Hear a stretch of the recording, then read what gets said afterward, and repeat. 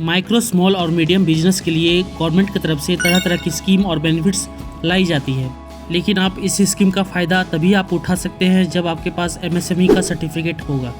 तो आज की वीडियो में हम बात करेंगे कि कैसे आप ऑनलाइन फ्री में ही MSME सर्टिफिकेट प्राप्त कर सकते हैं। इसके लिए आपको किसी भी तरह का फ़ी देने की ज़रूरत नहीं है। ये पूरा प्रोसेस ऑनलाइन है और इसके लिए आपको किसी भी तरह का डॉक्यूमेंट अपलोड करने की ज़रूरत नहीं है। तो स्टेप बाय स्टेप जानते हैं कि ये सर्टिफिकेट आप कैसे पा सकते हैं। सबसे पहले आपको MSME की इस ऑफिशियल साइट पे आ जाना है। इस वेबसाइट का लिंक मैं डिस्क्रिप्शन में दे दूंगा और आपको स्क्रीन पे भी दिख रहा होगा।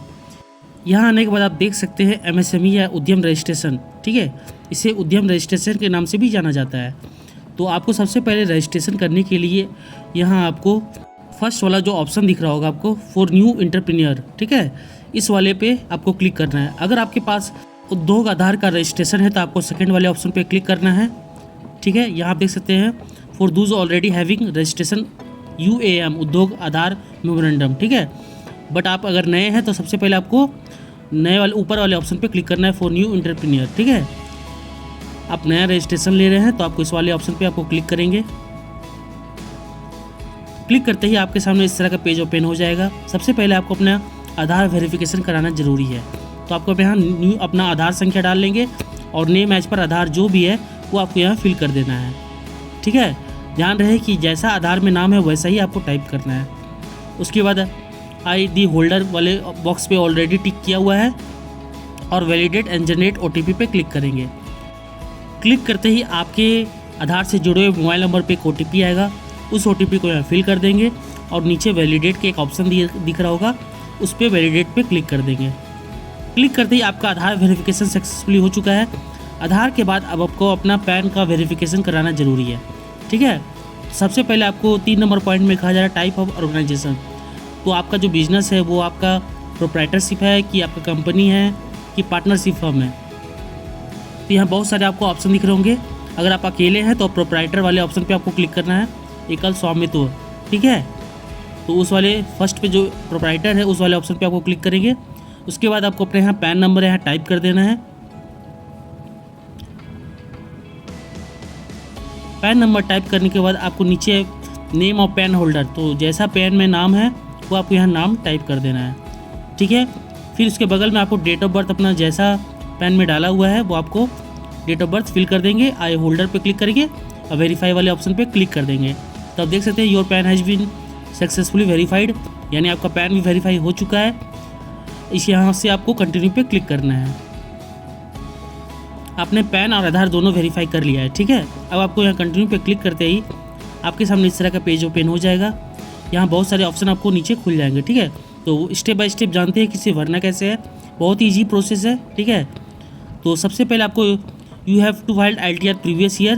तो आपको अगर आपने फाइल किया होगा प्रीवियस ईयर ITR तो यस पे आएगा, अदरवाइज नो पे ही टिक रहेगा, ठीक है।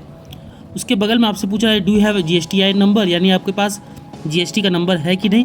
अगर नहीं है तो नो पे क्लिक कर देंगे, ठीक है। उसके नीचे में आप उद्यम रजिस्ट्रेशन का प्रोसेस है, नाम ऑलरेडी आपका यहाँ क्लिक किया हुआ है, ठीक है। अब आपके पास एक नीचे में मोबाइल नंबर एक टाइप करना है आपको, उसके बगल में ईमेल एड्रेस टाइप करना है, ठीक है। तो मोबाइल नंबर और ईमेल एड्रेस आपको यहाँ फिल कर देना है, ये बहुत ही ज़रूरी है। उसके बाद आपको 8 नंबर पॉइंट में कहा जाए सोशल कैटेगरी, यानी आप किस कास्ट से आते हैं। जनरल है तो जनरल पे क्लिक करें, अदरवाइज अगर ST OBC है तो उस पर क्लिक कर देंगे, ठीक है।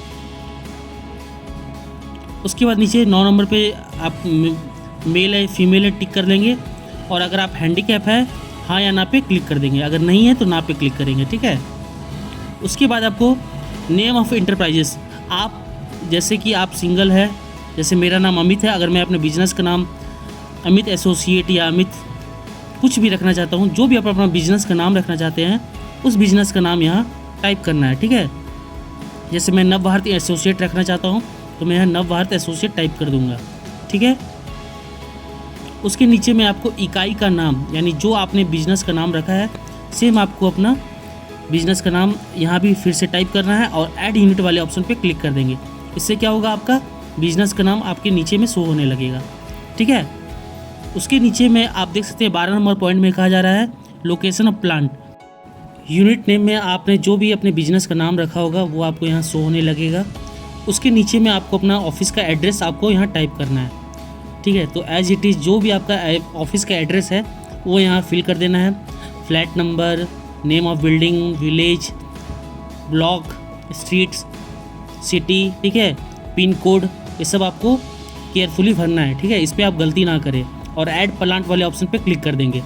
फिर 13 नंबर पॉइंट में भी सेम आपसे पूछा जा रहा है ऑफिस एड्रेस। आप तो ऑफिस एड्रेस में भी सेम आपको वही नाम फिल कर देना है जो आपने ऊपर भरा है, ठीक है। तो ये सब आपको फिल कर देना है पूरा पिन कोड के साथ। जैसे ही आप पिन कोड डालोगे तो आपका लैटिट्यूड और लॉन्गिट्यूड ऑलरेडी यहाँ आ जाएगा। आप चाहे तो गेट लैटिट्यूड और लॉन्गिट्यूड पर क्लिक करके देख भी सकते हैं। तो जैसे आप एड्रेस फिल करोगे तो ये लैटिट्यूड और लॉन्गिट्यूड ये दोनों आपका लोकेशन होता है, लोकेशन एड्रेस होता है, ठीक है। उसके नीचे में 14 नंबर पॉइंट में कहा जा रहा है कि आपने पहले यूएएम का रजिस्ट्रेशन लिया है कि नहीं। यूएएम का मतलब होता है उद्योग आधार मेमोरेंडम। अगर आपने लिया है तो यस पे क्लिक करेंगे, अदरवाइज नॉट अप्लीकेबल पे क्लिक कर देंगे, ठीक है। पहले उद्योग आधार के नाम से जाना जाता था, उसी का नाम चेंज करके उद्यम रजिस्ट्रेशन कर दिया गया है।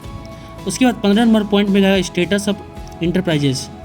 तो आपको यहाँ डेट ऑफ इनकॉर्पोरेशन यानी आप रजिस्ट्रेशन कब ले रहे हैं इस पर क्लिक करोगे तो आप आज का डेट या अपने आज से पहले का डेट आप यहाँ ले सकते हो, लेकिन फ्यूचर डेट आपको नहीं लेगा, ठीक है।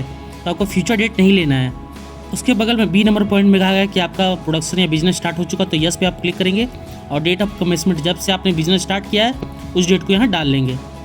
मान लीजिए आपने 2 साल पहले स्टार्ट किया है तो 2 साल का डेट का पहले का डाल दोगे। उसके बाद आपको 16 नंबर पॉइंट में कहा जा रहा है कि आपसे बैंक का विवरण डाला जा रहा है। अगर आपके पास करंट अकाउंट है तो यहाँ विवरण डाल सकते हैं, अदरवाइज करंट अकाउंट नहीं है तो सेविंग बैंक अकाउंट भी यहाँ फिल कर सकते हैं। तो बैंक का नाम, IFSC कोड और बैंक अकाउंट नंबर ये आपको डालना ज़रूरी है। उसके बाद 17 नंबर पॉइंट में कहा जा रहा है कि मेजर एक्टिविटी यूनिट, ठीक है। तो आप मैन्युफैक्चरिंग करते हैं या सर्विस देते हैं, तो मैं इस केस में सर्विस देता हूँ तो मैं सर्विस पे क्लिक करेंगे।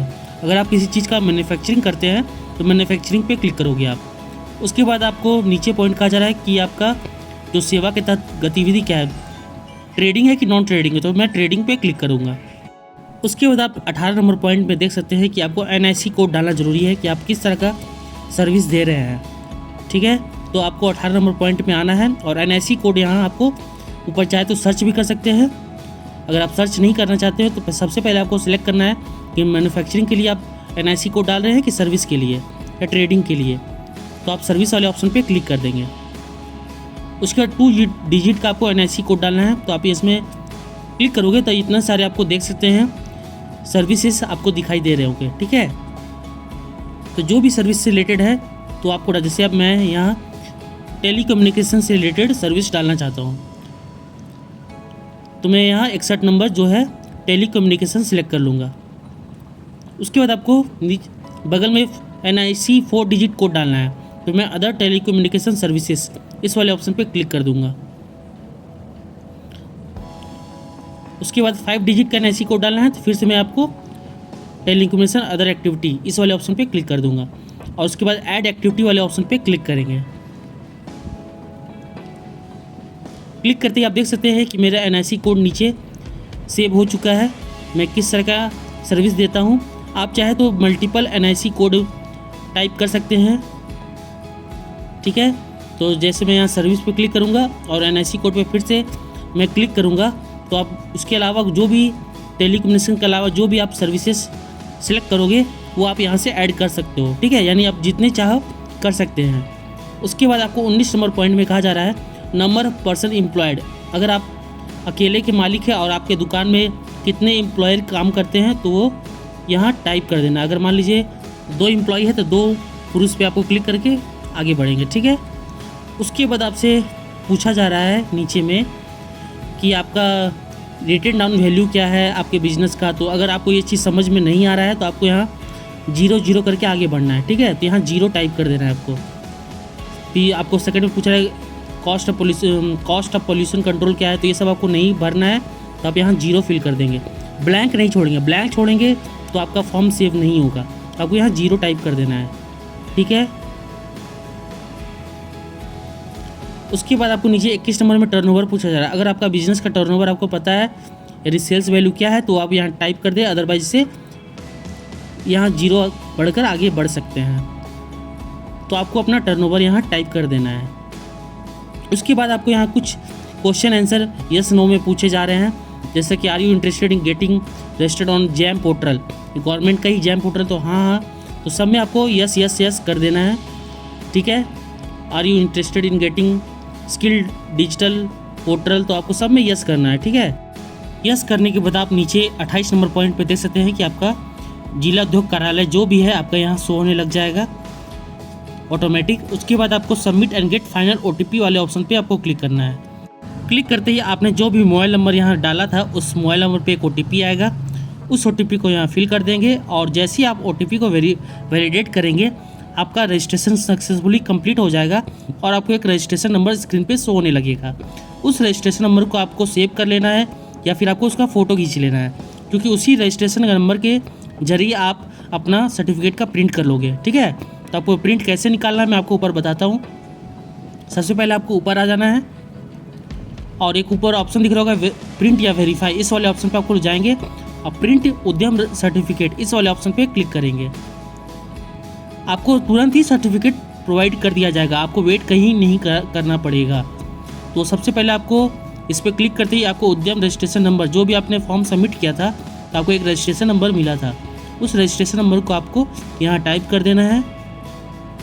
उसके नीचे आपको मोबाइल नंबर फिल कर देना है और लॉगिन ऑन मोबाइल वाले ऑप्शन पे टिक करेंगे और वेरीफाई एंड जनरेट OTP पे क्लिक करेंगे। जैसे आप क्लिक करोगे एक फिर उससे OTP आएगा, उस OTP को फिल कर देंगे तो आपका सर्टिफिकेट डाउनलोड हो जाएगा बिल्कुल इस तरह। जैसा कि आप सामने देख सकते हैं मेरा यह उद्यम रजिस्ट्रेशन सर्टिफिकेट सक्सेसफुली डाउनलोड हो चुका है PDF फॉर्म में। अब इसको चाहे तो आप प्रिंट भी कर सकते हैं। इस सर्टिफिकेट के काफ़ी सारे फ़ायदे हैं, इससे आपको इजीली लोन भी मिल जाता है बिजनेस के लिए और गवर्नमेंट की कई तरह तरह पे स्कीम आती है, उस स्कीम का फ़ायदा भी आप उठा सकते हो इस सर्टिफिकेट के थ्रू।